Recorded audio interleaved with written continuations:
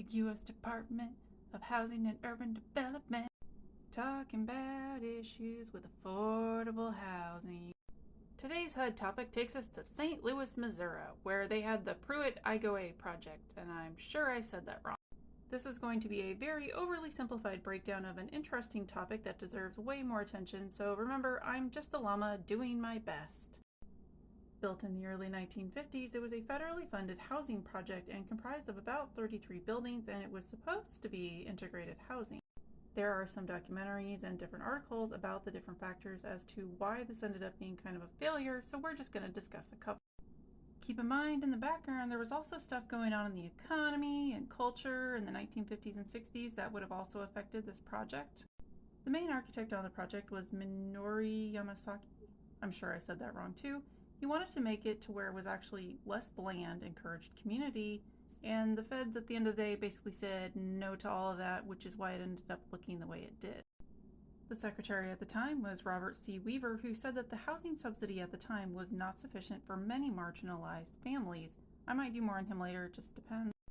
And as many of you might have guessed, within about 4 to 5 years, it was already showing signs of falling apart and where they cut corners because of poor materials and not great design. Part of this is because there wasn't really much money to fix stuff.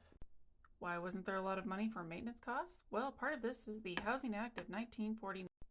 This required that any expenses that needed to be paid needed to come from the rental income, and when your expenses exceed your rental income, kind of obvious to see what happens. With less money for daily operations and maintenance fees, how do they offset it? They raised the rent and added fees.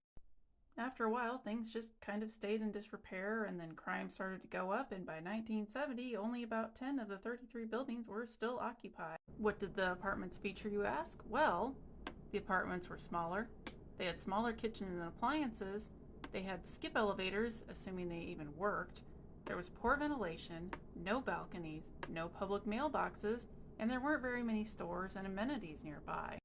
What are skip elevators, I hear you ask? Well, they stop on designated floors, and in this case about every third, like the 1st, 4th, and 7th. Let's say you're on the 5th floor. You either go down 2 flights of stairs or you go up 1 flight of stairs, which means accessibility is also an issue here. Well, by 1973, barely 20 years after these were built, HUD decided that they were going to demolish this project, and by 1976, the whole thing went down.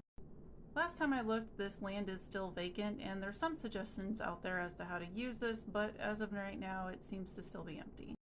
The reason I bring up the Pruitt Igoe project, however the heck you say it, is because this is often used as a scapegoat to try to convince people that there should be less money for public housing.